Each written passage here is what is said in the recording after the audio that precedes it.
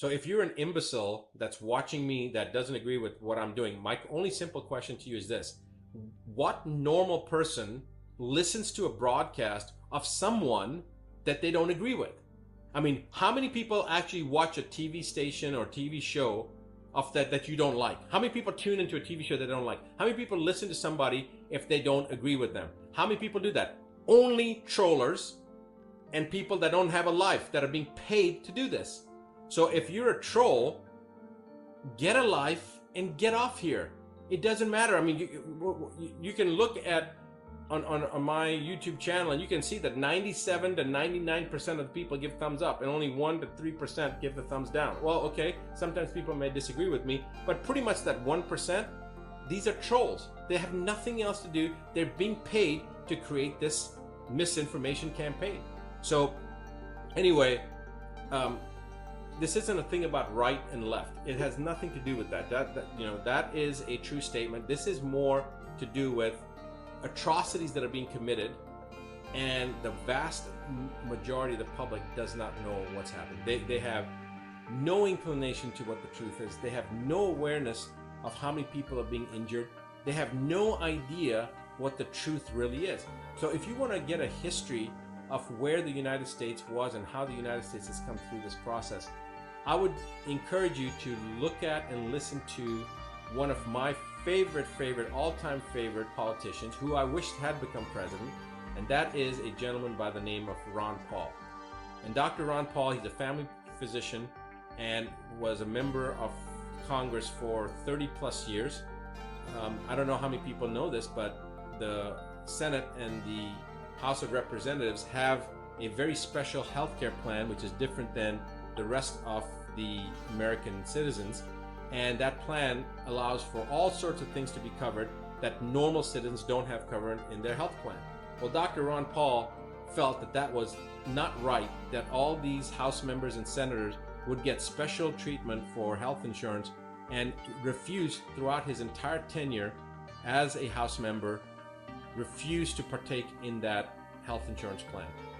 That's the type of integrity this man has.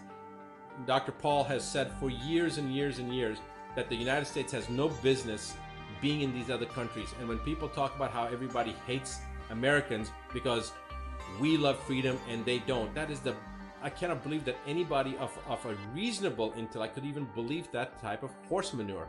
The reason a lot of people hate Americans is because we're the only nation that takes a crap on their front yards. We have bases, 763 bases last time I checked, in other nations.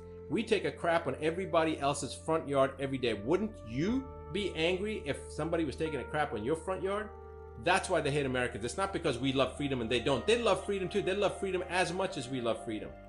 But if you're going to buy into the propaganda of these politicians and these liars that start to give us this kind of garbage, and then people are amazed and say, what? Why are we hated? We're hated because we're taking a crap on their front yard. We have bases on their sovereign land, and we have no business doing that. And Dr. Ron Paul has said for years, we have no business being in these other nations. We need to worry about our own problems at home. But the United States has created more false flag events and created more chaos, and has been involved with more election rigging and toppling of governments than any other nation. Yes, Russia has been involved with that. Yes, China has been involved with it. Yes, that's true statements. But the United States has by far done more. And there was some specifics that were given how Russia had been in the last 40 years been involved with toppling 31 regimes throughout the world. But the United States had been responsible for over 80 of those regime changes. And you think that that's not true? Look at your history. If you believe that we have not been involved with any of these regime changes, then go back and drink your Kool-Aid and stick to watching Seinfeld reruns, which, by the way, Seinfeld is a great show. Go watch that for entertainment, because you're detached from reality. The reality is that we have, in the United States, in the name of God and country, committed heinous, heinous crimes. I'm telling you right now, I'm not just sitting here as a person just talking about this. I have been in the situation where I've had to take my U.S. flag off my uniform because it was on a Velcro. It was on a piece of Velcro. How many soldiers have their flag on their uniform in a Velcro? That's not common, but my uniform had my flag on with the Velcro back, as was required. How many people have been in a situation where you have to take off your dog tags and put them in a hat because, God forbid, U.S. forces couldn't be seen in those areas? If, God forbid, unforeseen circumstances were to occur, U.S. forces could not be acknowledged to have been in those areas. That's the type of situations. And I was involved with this kind of stuff because, hey, I'm part of, an elite force, and I'm gung-ho and full of piss and vinegar and, hooah all the way, God and country. And then afterwards, as I matured a little bit, and my friends, the same thing, we started wondering, what were we doing? I mean, there's something wrong if you cannot acknowledge your forces of your country, if your brethren being there with you. If one falls, they cannot be listed as a U.S. soldier that died on this ground. In fact, a lot of times we didn't even know where we were. We weren't even told. For our own protection, until that information wouldn't get out. So there's something wrong when you take off your dog tags and your American flag off your uniform so that U.S. forces can't be acknowledged in case something goes awry. There's a problem with that type of mindset, and it's been happening. And they get us when we're young and when we're, gung-ho, and they mentally program you, thinking that you're doing this for country, God and country. And it's not. When you start, Hollywood has a lot of very interesting messages that they send us. So look at the Bourne Identity, and you start seeing now whether or not that may be a little bit extreme, but the point is the same thing. People were being programmed. People have been programmed. I was programmed. I thought I was doing the right thing. And then later on, you start realizing, what the hell was I doing? Why was I doing that? What purpose do I have of doing this, being in this country and doing the things that I'm being told that I should be doing, but it doesn't make any sense. And if any of you saw that video that I did with Next News Network that went 9.1 million views in 6 days, I released some information. I said some things that I probably shouldn't have. They're all real and all true things. I even gave the name and the references of where those people were, and it all went back to the Gulf War and who was really responsible for setting those oil wells on fire, at least 300 of them. I happen to know who that person is, and he served in the U.S. military, and he told me himself that he and his team were responsible for it. It's that type of nonsense. Look at what happened with Benghazi.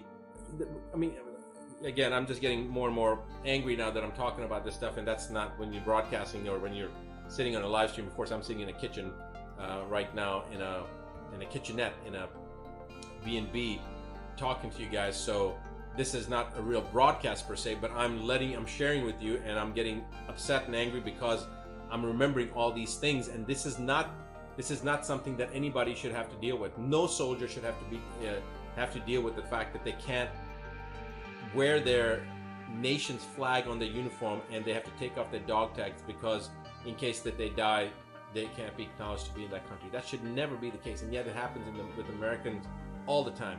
We have these problems happening all the time. So you want to study about Libya, what happened with Libya. You want to look at what happened with things like with Syria. I mean, let's just use Libya for an example.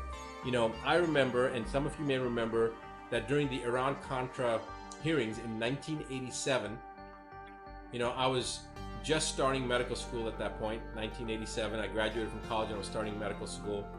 And during those the Nicaragua, all the things that were going on, I guess it was the Iran-Contra hearings, there was a person who still is on the media that you hear about every now and then, a Colonel Oliver North. And he was testifying, and they were asking him certain questions. And one of the questions that was posed to him, do you believe that is the most dangerous person on the planet? Now, Muammar Gaddafi was the leader of Libya. And I'm sure that most of you know this. And the Colonel Oliver North responded, "No, Senator, I do not." And the senator was amazed. He was like, "What? You don't think Gaddafi is the most dangerous person on the planet?" This is 1987. And Colonel Oliver North repeated, "No, Senator, I do not." And then the senator, in a very confused manner, asked Colonel North, "Well, who do you think is the most dangerous person on the planet right now?" And that was the first time that I heard, and that probably many people, first time they heard it, they may not have remembered it, but Colonel Oliver North's answer in 1987 was that the most dangerous man on the planet was none other than Osama bin Laden. So that's when it was first mentioned. Now people go, "Oh yeah, Osama bin Laden, he's the one who's responsible for blowing up the Twin Towers." No, that's not the reason he was considered the most dangerous. So let me drop some truth bombs on you here, not to steal the term from my friend Brad Lee, but I'm going to drop some things here so that you understand. The reason that Osama bin Laden was the most dangerous man, according to Colonel Oliver North, is because Osama bin Laden was, one, a very, very wealthy man. And when you're wealthy, you cannot be bought off like a lot of the politicians are. The second reason that he was so dangerous was because he was in Afghanistan. He's a Saudi, but he was in Afghanistan to fight the jihad. The jihad is what? The holy war. He was fighting for the freedom of the oppressed people of Afghanistan against the oppressors, which were the Russians. And so he's a very wealthy man, and he's there on the ground, boots on the ground, fighting side by side with the local Afghanis against the Russians. So what makes him so dangerous? Well, the United States, the CIA, was resisting Russia there. So we had footprint in Afghanistan as well. So in order to help Osama bin Laden fight the oppressors, the Russians, the CIA trained him and his men. So when the Russians left, because they realized there was a war they weren't going to win, they left, the Americans moved in. And when we moved in, we became the oppressors. Remember, Osama bin Laden's goal was to free the people of Afghanistan from the oppressors. He doesn't care if the oppressors are Russian or American or Chinese. He was trying to free the people. So when the Russians left, those oppressors left, they were replaced by the Americans, who were first allies of Osama bin Laden and helped train him and his people. But then when the Russians left and then the Americans took over, then the Americans became the oppressors. And so then Osama bin Laden fought against the Americans. Now this is why he was considered the most dangerous, because we trained him ourselves and he couldn't be bought. That's why he was so dangerous. And just so you know, that when the Twin Towers went down and they attributed to Osama bin Laden, there was a video that was on YouTube that showed Osama bin Laden. The problem is they showed him talking, but he was speaking in Arabic, and they didn't translate it, because if you heard the Arabic, he says in there, I don't know who is responsible for these Twin Towers, but I'm glad that they attacked America. So they blamed everything on Osama bin Laden. He was happy that it happened, but he didn't do it. It had nothing to do with him.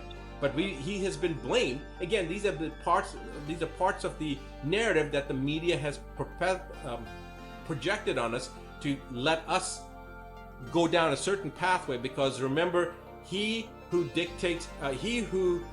controls the narrative dictates history. So they're trying to control the narrative by allowing us to only hear what they want us to hear, so that history is recorded a certain way that they want it to be recorded. But the truth is different. And guys, you already know about the AHEAD map. You've already been on the Advanced Medicine platform. So you've gotten to see a lot of the resources, and you've gotten access to many things that many people would not have otherwise had access to. But now it's time for you to make a decision. And the decision is about the International Association for a Disease-Free World. Before I tell you more about that, there's a Map to Get Ahead program that allows you to experience improved sleep, increased energy, optimized bowel movements, while at the same time increasing your focus, your concentration, and your sense of well-being. And you can achieve all of this within 30 days by implementing 2 simple changes. Now, this program is valued at $2,658.55, but there's a way for you to get this program completely free. I'm sure the next question is how? If you join the International Association for a Disease-Free World, there are 2 things that'll happen. First of all, that's a $99 annual fee. But if you join right now, we will upgrade you to a lifetime membership, so you'll never have to pay another fee. But on top of that, you get the Map to Get Ahead program.